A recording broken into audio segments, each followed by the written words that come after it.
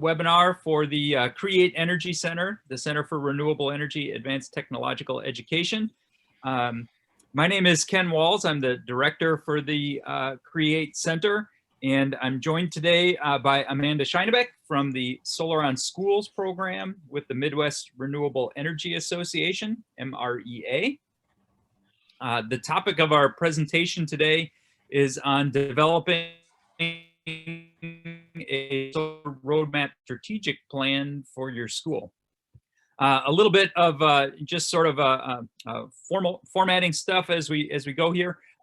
We are recording this webinar, and that recording will be available on the Create Energy website after the webinar is complete.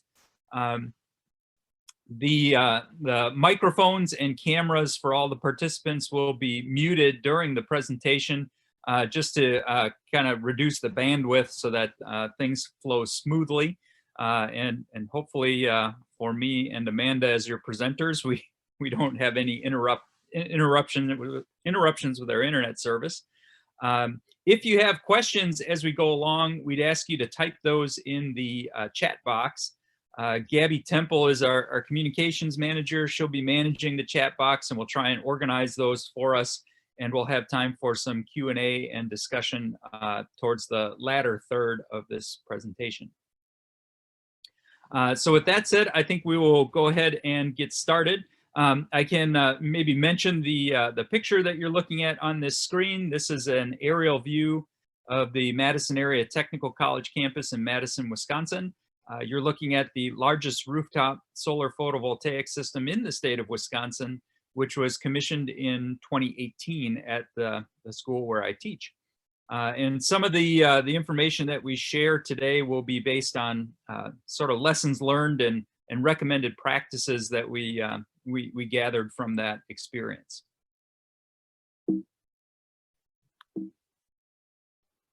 Let's see if we can get this slide to advance here. There we go. A couple quick acknowledgements before we get into the content. This work was partially supported by the National Science Foundation and the Department of Energy. So we thank them for their financial support. Sunvest Solar and Madison Gas and Electric were our key partners on the installation at Madison College. And we're also thankful to the EPA Green Power Leadership Program for their support. So the first key point to get across is that we live at a really historic time, especially when considering the solar industry. What you're looking at here is a graph that kind of captures the growth of the solar industry over the last 2 decades. And what you see is this enormous explosion of installed solar capacity. And this is really happening for 2 key reasons. One being the pursuit of clean energy and environmental benefits, but the other being economics. This was a headline from May of 2019. Renewable energy costs hit new lows, now the cheapest new power option for most of the world. And this is certainly true for solar energy for much of the United States. And it creates an opportunity for schools to invest in renewable energy infrastructure, both to lower their environmental footprint or improve their environmental footprint, and also provide financial benefits to the college and to the taxpayers that support them. The other thing to kind of note, as this industry has grown, it obviously provides enormous employment opportunities. This is some data from the Bureau of Labor Statistics from 2018. You can see solar photovoltaic installers was the fastest growing job in the nation. And for educational institutions, you know, our mission is to prepare people for future careers. So this is yet another motivating factor for why schools might pursue solar at their campus. So why create a solar roadmap? When Madison College was beginning to look at this large solar installation on our campus, we pursued that project through the creation of a roadmap where we looked at all of our campus buildings and all of our campus locations to assess them for solar energy. And the roadmap process is really about smart allocation of resources. Most districts, much like Madison College, operate multiple buildings at multiple locations. it's not really feasible to carry out, you know, a dozen construction projects all simultaneously. So you obviously have to, you know, figure out a way to prioritize where to start and where to finish. And there also are many ways for a school to invest money to improve their energy footprint. Solar is just one of them. So you really want to consider investments in solar energy in the context of a larger, you know, holistic plan for your school, so that you spend money where it has the greatest benefit.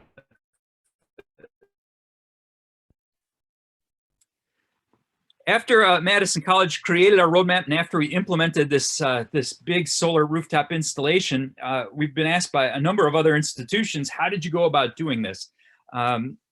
So we decided to sort of help other schools flatten that learning curve. We produced a 10-step guide to walk people through the process of creating a solar roadmap. We were very fortunate at Madison College to have assistance from the Midwest Renewable Energy Association when we created this roadmap through a Department of Energy grant.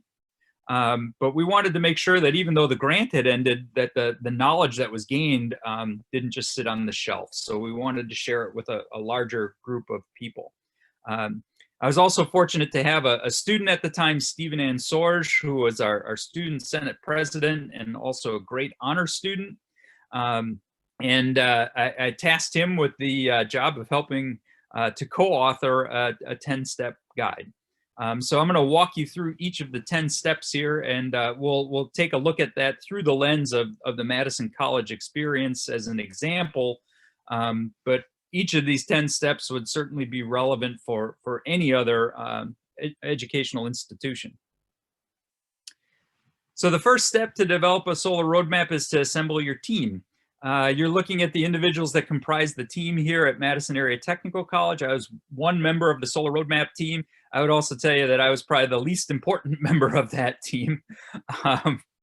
In addition to myself as a faculty representative, we had Stephen, our student senate president, representing the student body, Mark Thomas, our vice president and chief financial officer, Tom Helbig, who is our also a faculty member, but more importantly is our district electrician, and Wes Marquardt, our facilities director. So we kind of had all of the key constituencies represented on that roadmap team to focus on both looking at our facilities, looking at our energy practices, and then examining the potential for solar.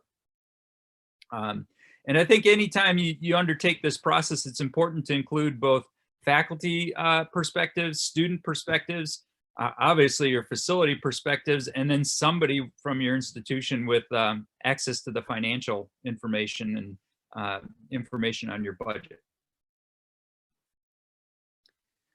The second step in the road mapping process is really to identify your motivating objectives. There's all kinds of reasons why a school might want to pursue solar. And it's worthwhile to think about those and also to determine which are the most important. You can see here when our team went through, we identified several reasons to go solar, and then we ranked them each for our highest priorities.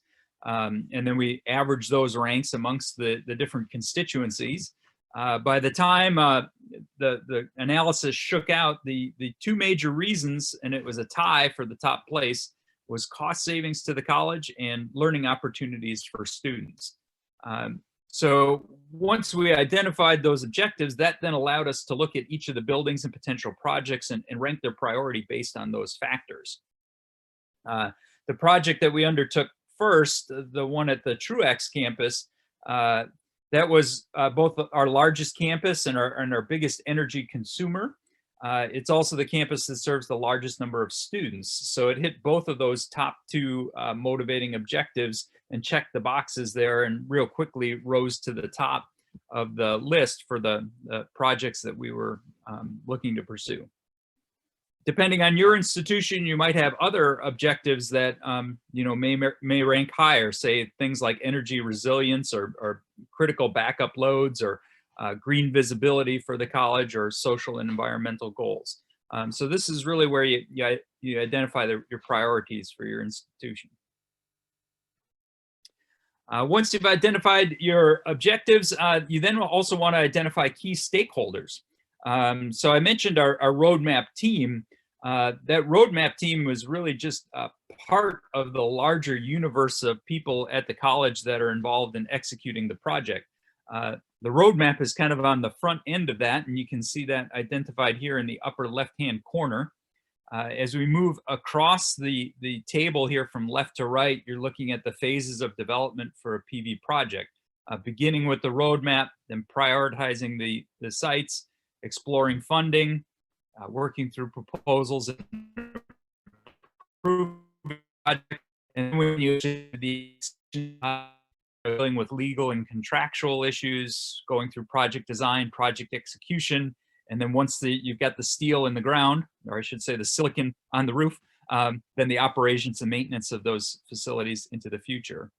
You also want to consider both internal stakeholders to your institution as well as the external stakeholders that you'll have to work with, which includes everything from the solar contractors and the roofing contractors to your electric utility and your electric service providers, to potential partners that can help fund your system. And depending on which of those stakeholders we're looking at, they will plug in at different phases of that development process. So it's important to map that out for your institution. And more importantly than just identifying the stakeholders, actually identifying the key individuals that will be the points of contact for when you get to those various phases of development, so that you have a plan in place and you know the folks at the table that need to be invited to each of the meetings, or CC'd on each of the emails, as the case may be in the COVID-19 epidemic.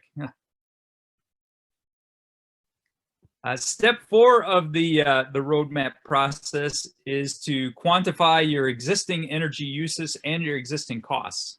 And this really means digging into your electric bills, working with your facilities managers, going back to look at least a year's worth of electric data, and better would be to look at 2 or 3 years, so that you get an idea what the variance is from one year to the next. Also looking at difference in seasonal production, looking at differences in on-peak versus off-peak electrical consumption. In the case of our school, we operate more than 20 buildings at 12 different campus locations, and we have 5 different electrical service providers. We serve parts of 12 different counties in south central Wisconsin. So for each of those electrical service providers, we also have different rate structures. In some of our locations, we pay just a flat rate per kilowatt hour for all the energy consumed. In other cases, as shown on the example here, for Madison Gas and Electric, we pay different rates in the summer versus the winter. We also have different rates for on-peak versus off-peak, depending on the time of day. For the Madison Truax campus, this system was designed primarily to provide electricity for the college in the summer, when our electric rates are the highest and when our electric consumption is the greatest. It's a 1 million square foot facility, and our electric bill at that campus is more than $1 million a year. And the largest chunk of that is for air conditioning in the summer. So our rooftop system is really optimized to produce energy during those summer months. Step 5 of the roadmap process is to examine existing energy management practices. And this kind of alludes to the thing I mentioned earlier, that solar should really be considered in the context of a comprehensive building energy management plan. What you're looking at on the graph here is a plot of the Madison College's energy reduction over time. When I started at the college back in 2003, our energy use intensity, measured in thousands of BTU per square foot, was up a little bit over 140,000 BTUs per square foot, which actually made us one of the largest energy consumers in the Wisconsin Technical College system. You can see the system average shown there in red was 83,000 BTUs per square foot. Over the last 2 decades, the college has had a sort of comprehensive energy management process in place to lower our energy footprint. And you can see that reduction shown in blue here. We've actually cut our EUI down to less than 40,000 BTUs per square foot. And that is through a combination of all kinds of projects, including building automation and controls, heating, ventilation, and air conditioning upgrades, insulation and weatherization, LED and natural daylighting, energy recovery units, occupancy sensors, motion sensors in all of our offices and buildings. And solar is just one more investment in that larger holistic energy management plan.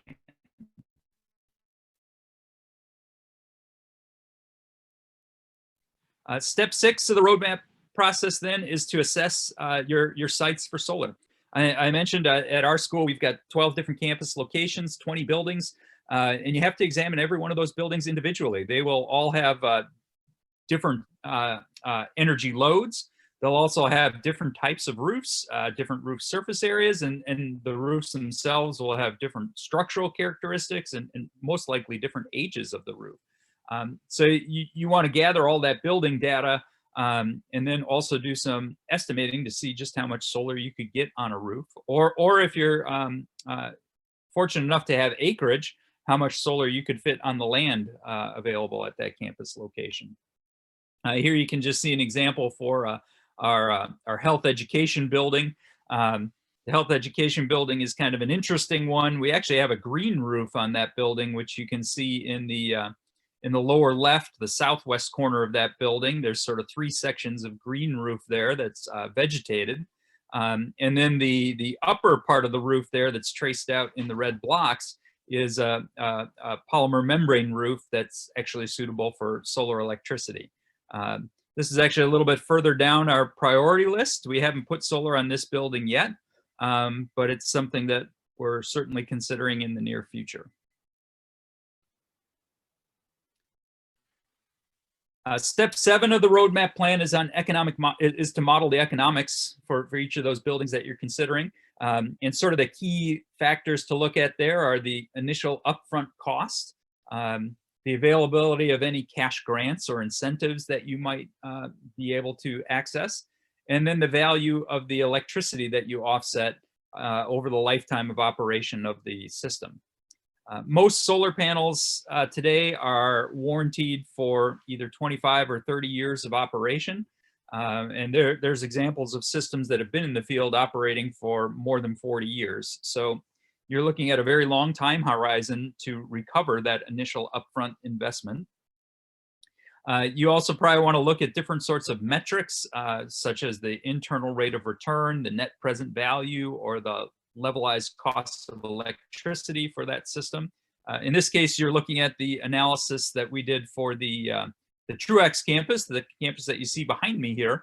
And we had an internal rate of return on that system of a little bit over 10%, which is kind of amazing to think about. If you have money in a bank account right now, you're probably lucky if you're earning 1% interest on that investment. So if you can get a 10% return on a solar investment, that's a pretty incredible opportunity for the school. The other metric that I oftentimes like to point out is the levelized cost of electricity for this system is a little bit under 4 cents a kilowatt hour. You remember, if we looked earlier, the retail rate that we pay for electricity in the summer during the day is close to 10 cents a kilowatt hour. So we're actually able to generate electricity from solar for a little bit less than half the cost of what we would otherwise purchase from our electric utility. Step 8 of the roadmap, once you've gathered all that data, is to then start prioritizing projects. And you're kind of looking at the list of projects here for Madison Area Technical College. I mentioned that large rooftop system at our Truax campus was the first priority, because that campus both had our largest electric consumption and served the largest number of students. We've since been working our way down that list. And we are currently on steps number 3 and 4. I guess it's 4A and 4B in this figure, and then step 5 are all in progress. We'll be commissioning 3 more systems here in the next month. at our Reedsburg, Fort Atkinson, and Child Care Center campuses.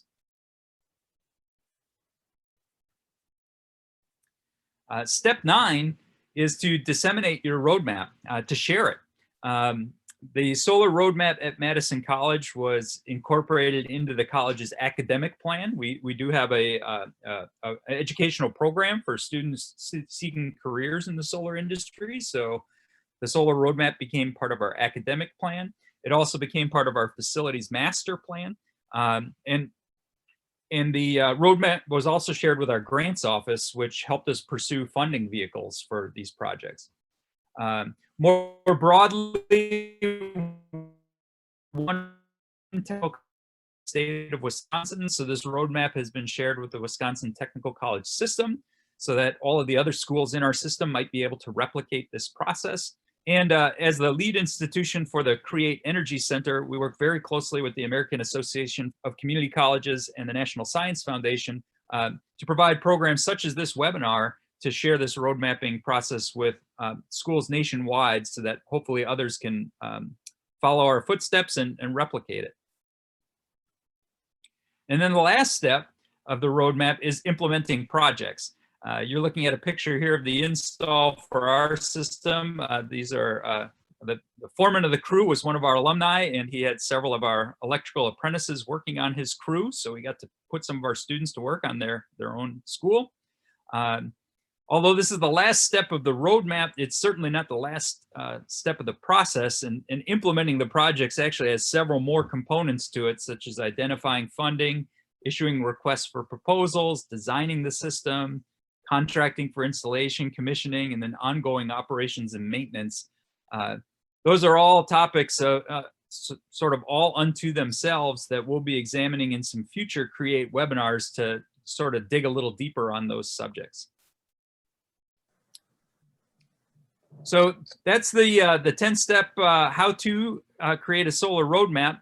I'm going to turn things over to my colleague Amanda from the Midwest Renewable Energy Association. Amanda is the director for the Solar on Schools program at the MREA, and they have developed a solar frequently asked questions guide, and she'll share a little bit information with you on Solar on Schools and on the solar FAQ. Hey, Ken, it's Gabby here real quick. Before Yes. Amanda starts, would you want to take a couple of questions that came up about your 10 steps, or do you want to wait till the very end? Yeah, I could take one or two and then let's transition to Amanda. Okay, yeah, there were just two quick questions, so I thought it might be a good transition point. Sure. The first one was, when should a school consider third-party investment participants? Many school districts are cash-strapped and may be reluctant to go referendum. Yeah, so that's a good question, and I think Amanda is probably going to talk a little bit about that as well. Okay. There certainly are opportunities for third-party financing in some locations. It depends on who your electric service provider is and what state you might be in, whether or not that sort of financial structure is allowable. We actually are hoping to do a future webinar just on financials, where we'll talk about that in a little bit more detail. I think it also depends on if you have a financial partner that you can align with that can provide that third-party financing. And then it depends on your school as well. For our school, we have a separate operating budget and a capital budget. It turned out we had access to funds in our capital budget. If you're talking about big universities, they might have access to funds through an endowment or a foundation, so it makes sense to do an upfront purchase. But if you don't have that capital, then a third-party financing arrangement might be attractive. And then the last one, is the energy intensity measured as site or source intensity?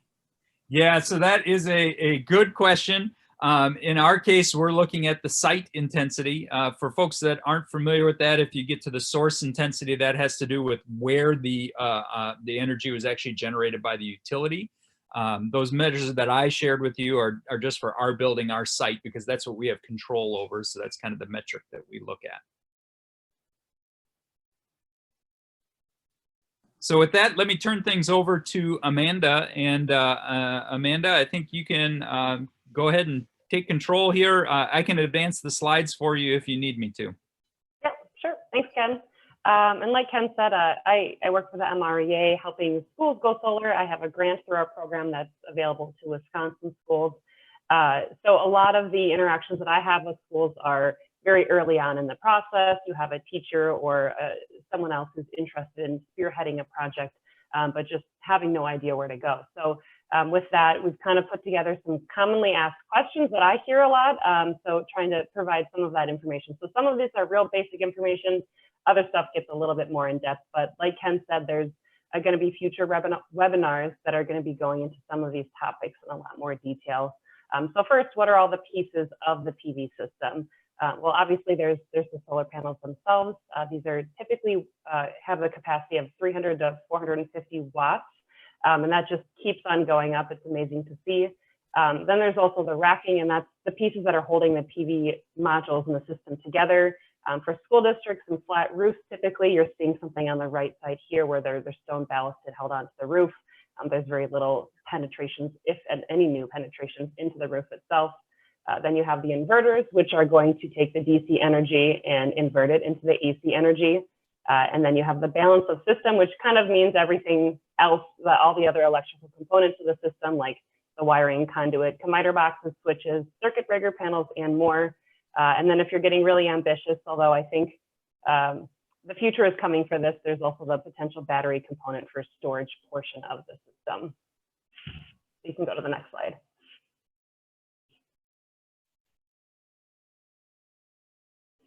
And then how do you get credited for this energy your system produces?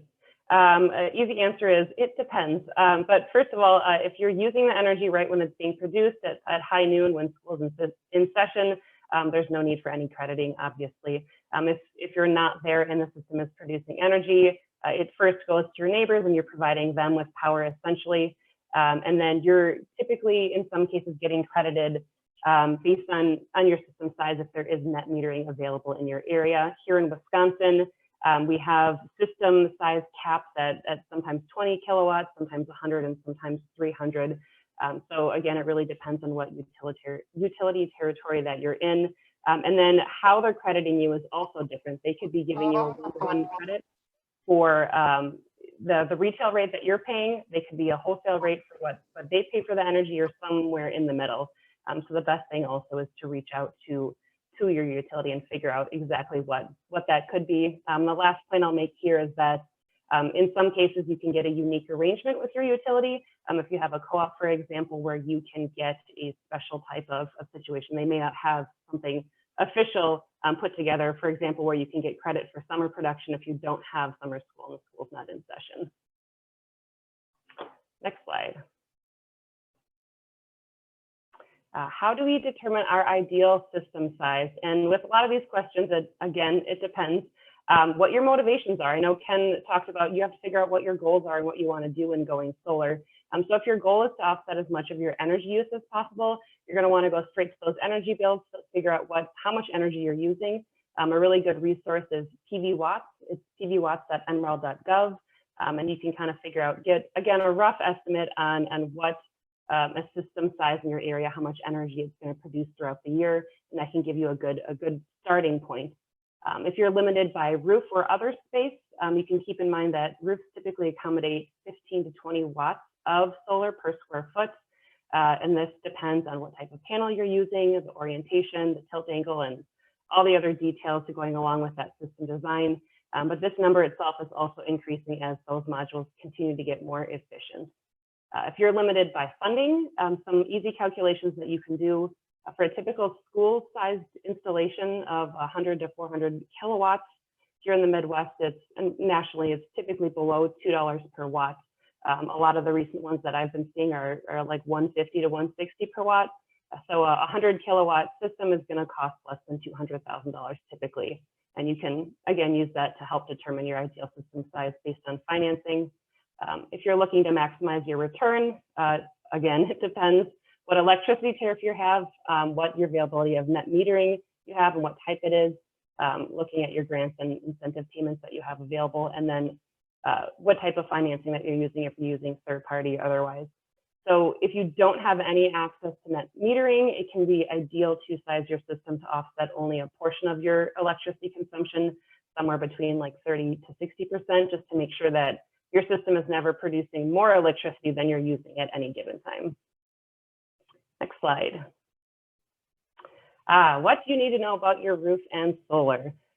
Age considerations is the biggest thing. So solar is best suited for new roofs, new buildings.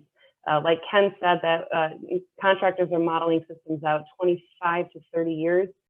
In fact, those warranties, like you said as well, guarantee that the panels are still producing typically somewhere around 80% of what they originally did at the time of purchase. So you don't even have to get rid of them after 30 years. They're still going to keep on producing energy for you. So again, new roofs is best. For roof penetrations, for flat roofs, the most common for schools, those modules, as I mentioned, are held on using the concrete ballast to weigh them down or stone ballast from the existing roof. Often it requires no new roof penetrations, but you and your installer should consult with a roofing company to make sure that the solar installation is in compliance and doesn't void any warranties that you have. For weight considerations, the weight bearing capacity varies widely from roof to roof, but it's common for flat roof ballasted PV systems to weigh 3 to 7 pounds per square foot. You can keep that in mind. You might want to go with a structural engineer, have them confirm that your roof can handle that additional weight.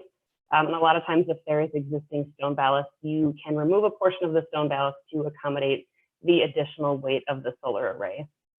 And then for impacts on roof quality, the solar tends to actually protect the quality of the roof overall. You have the shade that's going to slow down the aging of the roof. You're going to want to make sure that you are minimizing foot traffic on the roof and lay down extra mats to protect any roof and high traffic areas. And that's especially important if you are going to be designing something to be available for students or other tours on the roof as well. The last point on roofs that I'll make is that if your roof isn't suitable for solar, the first thing that you can consider is just timing your installation to coincide with a roof replacement. But if that's still not going to work out for you, ground mounting is also an option if you have the land space available. And the price has become fairly competitive with the roof mounting systems. I know that Ken has gone through that process recently, and he can attest to that as well. But with those, you're going to want to surround the system with a fence for the safety of the students and public as well. Next slide. What kind of maintenance is required?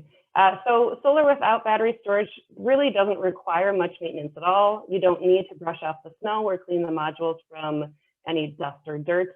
The production losses from snow and dirt are usually included in the calculations that your contractor will put together for you. The rain and snow sometimes actually help clean the modules, keep them clean. I know that Ken and his students have done some calculations on if it's actually fiscally worth it to pay someone to go and wipe the snow off the modules. You can figure out what kind of energy you're going to be saving from the increased amount of production versus what you're going to be having to pay someone for those man hours to get that wiped off. But it is recommended to inspect the system once annually, typically looking for loose wiring like in the picture we have up here, or other modules or other pieces that aren't working properly. If your staff is already stretched thin or you don't have people available or you're worried about those maintenance requirements, you can include services like that in your RFP and then in your installation contract. A typical number you can use is about 0.35% of the system's install cost each year is what it's going to cost for the maintenance. You can have contracts that can be for the 1 year just to make sure everything's working properly up to the whole lifetime of the system. Next slide. What happens if something breaks? Failures are quite rare, especially the one on the left over here. That's a real fluke thing. But there are times when a module or another piece of the system does have issues and will need to be replaced. As Ken mentioned, modules have those production warranties typically up to 25 years. Inverters typically have warranties for 10 to 15 years, ensuring, so both of those are going to cover any faulting components. For the panels themselves, the glass is tempered glass and is rated to take 1-inch hailstone at 50 miles per hour. So those are really durable modules.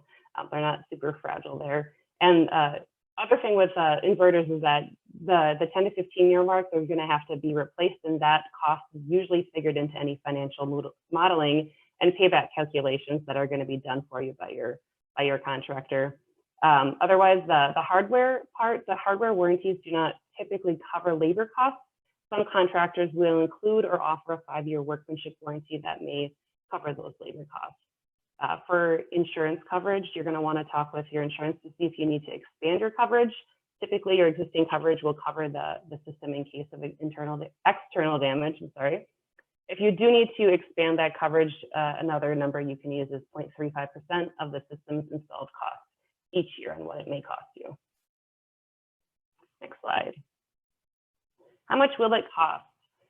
So as I mentioned before, those typical school-sized systems are costing less than $2 per watt. As of 2020, it'll probably be less in the next few years. So that's a real safe number to use. Otherwise, $1.50, $1.60 is what I've been seeing recently. For example, then the 100 kW system is going to cost less than $200,000. And you can use these estimates to kind of get started. Otherwise, when you do go through and you receive proposals, you're going to see those numbers in there as well. Some school districts are able to hire consultants or work with contractors before going out to bid to kind of get some more detailed numbers on what it's going to cost them. And that's also an option if you have that availability. Next slide. How much are you going to save on your bills? And again, a lot of this it can be done by your contractor if you do some consulting with someone else as well, but you can do a lot of the work internally. As I mentioned before, PV Watts is a really good resource to figure out how much energy your system is going to be producing. And you can do a back of the envelope estimation using how much energy it's produced and what you pay per kilowatt hour for energy. It's going to give you, again, real rough estimate, but there's also some financial modeling tools, and I'm sure there's going to be a future topic on this alone, like solarprojectbuilder.org or system advisor model that allows you to put in a lot more inputs and figure out what payback numbers you're going to be looking at. And also, like I mentioned before, you could also hire a consultant or work with those contractors prior to going out to bid if you can to get a lot more detailed information on this. Next slide. What technical considerations should you include, or no, never mind, finding a contractor. So I put a bunch of resources together here. A lot of folks don't really know where to find different contractors. There's a ton of different places here in the Midwest. So the MREA where I work, we have a business member directory, Focus on Energy, which is also Wisconsin specific, has different trade allies. Another really good resource is NABCEP, North American Board of Certified Energy Practitioners. They have a full database of different installers that have received the certification that you can find. And then Renew, which is also in Wisconsin, has a business member directory. So there's a lot of different resources to find those contractors. Next slide. How do we pay for our PV system? And I know this kind of touches on the third-party financing topic. There's a lot to take into account. You have to figure out what of these options you kind of do have available, what grants, what fundraising. All the different schools that I've worked with, the story has been completely different each time. You can have students fundraising, you fundraise the whole cost of the system, third-party financing when it's available, taking out low-interest loans that are basically having you break even through the duration of the loan. Everything is kind of possible, and you have to talk to your school and your district and figure out if you have any budget available or what needs to happen to make a project go forward. So these are some of the main options. Some of our resources that I have through our Solar on Schools webpage does include some video topics on the different financing that is available and how you can kind of compare and contrast those different options. Next slide. Now we're got to the RFP considerations. So with Madison College, the MREA did work to get a template for RFPs, for solar RFPs specifically for schools. That's available both through the Create website as well as the Solar Schools webpage as well. And it's a really good starting point that has a lot of the technical considerations that you may not be aware of that you might want to include on there. Some other hot topics too that I wanted to touch on was including a base bid. So you want to dictate something specific, a system size, a location, so that you can compare apples to apples when you are receiving those bids in. And then you can also openly ask for them to send in alternate bids, which allows them to use their expertise in designing and putting a system together. That might be something that you hadn't considered. And the last thing I think for schools specifically is to keep in mind education from the outset. Are there any curriculum things that you wanted included in the RFP? Do you want to have student access or tour access? what kind of dashboards or other components are you going to want to take into account. I think that solar with schools specifically is a really good opportunity to engage the next generation in these future careers, which are going to only continue to expand, like Ken touched on it at the start of this. So it's really important to keep that in mind from the start of designing your system. And then when you're evaluating your bids, there's another resource that we have put together, both on Create as well as the Solar Schools webpage, which is a template for how do you evaluate those bids. So you can weigh all sorts of different things beyond just the cost. You're going to want to look at, do they have a NAP person on there, or there's all sorts of things, and you can figure out what is important to your school. So you can take this template, edit it, and then you put different weights on things. And then it's important to have each person on your RFP team score the bids individually, and then you can average the scores. So you're getting a really good overall selection of what you're going through. But those are both two really good tools that we're really happy to have put together, and highly recommend you all go check those out. Next slide. Curriculum. I'm a diehard for the curriculum side of things. I work with a lot of the schools and the students trying to get those engaged in, and there's a lot of resources that are available. I know that Create has a bunch of curriculum that's only going to keep growing. They're perfect and downloadable. I know that in Wisconsin, we have the K-12 Energy Education Program, or KEEP, which has some downloadable stuff. They have online resources. But then also there's other teachers in schools. Everyone's trying to figure out how to do this, and there's some really unique ways to engage students and get this into the curriculum, and just talk to your neighboring districts, because I'm sure one of them at this point has gone solar and figured this out already. Next slide. And again, I just wanted to hit home again that each of these projects are so unique to your district. So we can preach all this as well, but when it comes down to it, you have to figure out with your solar planning team what's going to work for your district and how to move forward. So the Merton Community School District, it was a year from when the school board member first approached the district saying, hey, we should use this to try to, or consider it to try to save money. They took out a substantial loan to pay for this system that they're breaking even during the duration of the loan, and it's going to save them an average of $70,000 a year in energy costs. So it was a really quick process. They're really happy, but that's completely different than the next project that's going to come down the road. Next slide. And I think the final point that I wanted to hammer home is that schools are definitely going solar. So like I said, reach out to your neighbor and figure out what they're doing, learn from their experience, and so you don't have to repeat any mistakes that they have made. Here on the right is a map of some of the solar installations here in Wisconsin. A lot of those ones are smaller educational systems, but for the list on the left, that's schools that I've given grants to in the last year alone. There's a lot of interest here in Wisconsin, and we have limited access to third-party financing, which I think 70 or 80% of schools go solar nationally, K-12 schools, through third-party financing. So it's a big talk, and it's happening. It's only going to increase, and all of these schools are going to be really good resources to reach out to. And with that, I will hand it back over to Ken to finish up there. Here. Thank you, Amanda, for sharing those frequently asked questions. We are going to open things up for some questions from the audience in just a minute here. But before I do that, I just wanted to share a couple other resources that are available to get you started pursuing solar at your school. The first Amanda mentioned is the Solar on Schools website, and you can see the website address here with the Midwest Renewable Energy Association. They have a number of resources on that page that may be helpful to you, as well as the grant application for schools that are located in Wisconsin. If you haven't seen this book, The Inevitable Solar School is a really nice piece of work authored by Mark Hansen. Create conducted a webinar with Mark last fall, and you can view that webinar. It's the recording is on the Create website, and I'd encourage you to check that out and take a look at the case studies that are profiled in this book. Amanda mentioned Create has created a Solar on Schools toolkit that has a number of resources available for download, including the 10-step guide to creating a solar roadmap that we talked about, as well as the model request for proposals, the scoring rubric, and several other resources that will help you in getting started at solar at your school.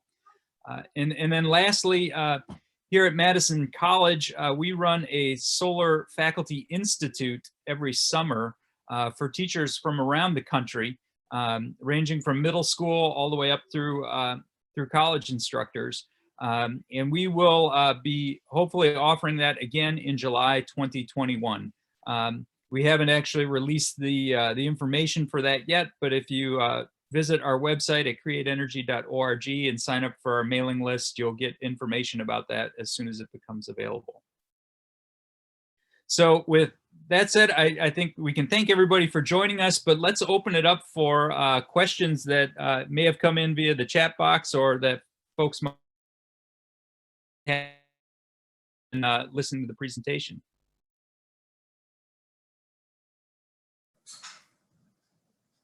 So this is Gabby here. I had a couple of questions if anyone in the audience doesn't want to jump in first. Okay, so I'll go. So Amanda, you touched on this a little bit in your presentation, but so is it better to put solar on the roof or on the ground? Oh my goodness. Again, my answer is always going to be it depends. I think that's the fast one. I know that Ken can attest to this too, right? You just have to assess, you know, what's available to you and assess your roof, right? If you have a perfect roof, you just put a new building in and it's flat. I feel like that's a really good time to put solar on your roof. But if you want, you know, more visible, maybe visibility is really important and you might not see the solar on the roof, and you have tons of land available that you're not doing anything with, the ground would be perfect as well. I don't know if Ken, you want to add to that at all a little bit? Yeah, I think your answer is correct. It does depend. And part of it depends on the motivations for why you're pursuing the solar as well. If one of your motivations is to use the system for teaching students, that's oftentimes much easier with a ground-mounted array where students can easily access and work with the system, whereas getting students up on the roof of a building, you know, for safety reasons may be very challenging. So I think it's really going to depend on the individual school. It also depends on how much acreage you have, what the plans might be for that acreage, how much roof space do you have. Is your school foresee adding another story at some point in the future?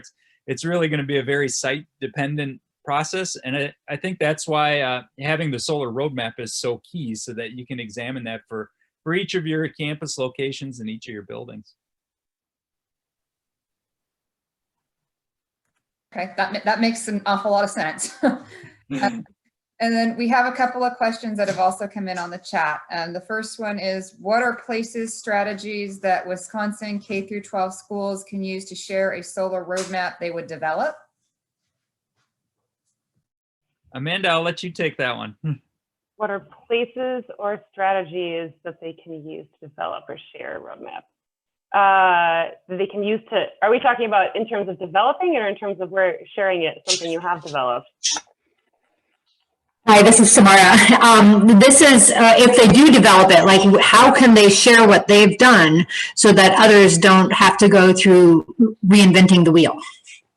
Yeah, so, well, one option to toot my own program here is that a lot of the resources that I put together that I have different case studies for different projects and different RFPs that different schools have put together, among other things, as well as contact information for different school districts. All available online and for the Wisconsin side of things. So I'd be happy to collect anything that any school puts together to be able to disseminate to other K-12 school districts. And I'm sure Ken would say the same thing of his resource center with Create. Yeah, I would mention the Solar on Schools toolkit that we mentioned for Create. There is both a copy of our solar roadmap for Madison Area Technical College, as well as a template document that other schools can use to kind of create a roadmap for themselves and kind of fill in the pieces as they go along. So I think that's kind of helpful to be able to look at an example and then also have a, you know, sort of a form that you can fill out to generate that. And certainly if there are other schools that create roadmaps that they're willing to share, we'd be pleased to share those examples with other schools in our network. Right, and the reason I asked is I'm working on this from a student angle at KEEP. So students want to see change, but they don't have the agency necessarily to make it happen. So I'm actually working on creating probably a website, some living document that would help them, because they're only there for 2 to maximum of 4 years by the time they're like, I want to do this at my high school. So that's why I asked that question. But we can follow up later. Yeah, for sure, for sure. And 2 to 4 years is that's a long enough time horizon to certainly to make a roadmap and possibly to execute at least one project for the district before they depart. So yeah, that's not far-fetched. Thank you. Okay, and another question is what are your recommendations for planning and scalability? Well, recommendations. Well, maybe I can answer that a little bit. I mentioned we're now on the 5th step of our solar roadmap, and what we've really found is that once you complete one project, it kind of builds momentum. The first one is the hardest one because you're still assembling your team, you're figuring out who all your key stakeholders are, and you're learning the process for how to plan and execute a project. Once you get that first one done, the subsequent ones become much, much easier because your whole team becomes accomplished. You develop this institutional knowledge, and you also become networked in the larger solar community, that you find out about more funding vehicles, more opportunities. You know who the contractors are that you might be able to work with. So the most difficult project is always the first one, and after that things go much easier and scales within the institution pretty readily that way. I think in terms of scaling to more and more schools, that's where Amanda's organization comes in through their grant program, and through sort of helping to spread the knowledge to more schools across Wisconsin. And hopefully CREATE can then take that message and use the Wisconsin example to encourage our neighboring states through MREA and elsewhere across the nation to try and flatten that learning curve so that more people can replicate projects like these. Maybe Amanda, you might have some comments on that one on scalability also. Yeah, I think it's the first project is the hardest by far. And when you see residential solar, when your neighbor's doing it, then you're going to start looking at it too. So not in terms of, you have all these schools that have no idea how to go solar. Once they figure it out, then their neighbors are going to start looking at them. We saw that with the Eau Claire School District.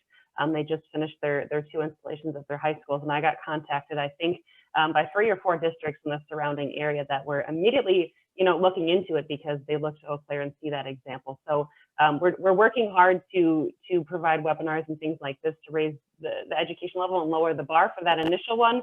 But then, the more schools that you're seeing do it, the more attention everything's going to get. And then, the idea is that we flip the switch, and then everyone's doing it, and then you're left behind if you're not doing it. So that's the goal, I think, here in Wisconsin at least.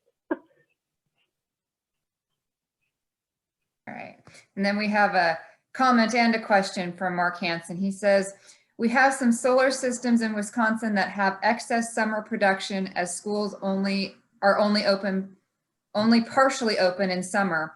How much value is there in ground mount systems with high angles for solar panels? That's a great question. Amanda, do you want to chime in there, or otherwise I can comment? Nope, you go ahead. I'm not the design person. Yeah, so I mentioned in the case of the campus that you see behind me here, we teach year-round at this campus, so we have a very high air conditioning load in the summer. So our panels are pitched at 10 degrees, and that system is kind of optimized for summer electrical production to offset that big air conditioning load. However, we operate some other campuses that don't have that same sort of clientele from our student population, where we have very few users on campus in the summer. And we are here in Wisconsin, where we have some pretty cold winters with a lot of snow. So at a couple of our other schools, we actually have panels that we can tilt as steep as 45 degrees in the winter to generate more electricity in the winter, and also to facilitate snow shedding. So again, this really is part of the rationale for developing that solar roadmap, because it's going to depend on your individual buildings that you operate and how you operate those buildings seasonally whether you want to optimize your system for summer production or winter production. There are solar racking products that can have variable pitch angles as well, so that you can change the angle of the rack from the summer to the winter. We actually installed a system just like that at our Fort Atkinson campus that's going online in about 2 weeks, and we'll be experimenting with that system over the next year to see just how well that sort of seasonally adjustable ground mount system works for that purpose. So I think Mark's question is spot on, and for many schools it may be particularly those in northern latitudes where we get a lot of snow, that you might really want to optimize your system for winter production. And that also would be, I think, particularly true if your school is heated with geothermal heat, where you have a really big electric bill for heat in the winter. The design for that is different schools, natural gas space heat. Gabby, did we have any other questions come across on chat? No, that was it for chat. I had one last question, but I don't want to keep us past our time. We're just about at our hour. My last question was, do we need to have batteries, or do you recommend having a battery system with the solar system? I was thinking we could maybe end on that. Amanda, would you like to comment on that one? Well, I'm going to have to say it depends. No, I think a lot of the recommendations that I would tell schools, just to make sure that your system is at least battery ready. Battery prices are coming down and more people are considering them. And it also depends on what your motivations are. If you're wanting to go, 100%, net zero, like the Oregon School District here in Wisconsin, then batteries are going to be, mandatory for that. And the financing or the cost of it is less of an issue, but they are going to be coming into the scene a lot more in the next few years. So keep that on the horizon, and I'll let Ken add on to that. Yeah, I would just agree with you. They're certainly not mandatory, and most of the schools that we talked about today do not have any batteries in the system.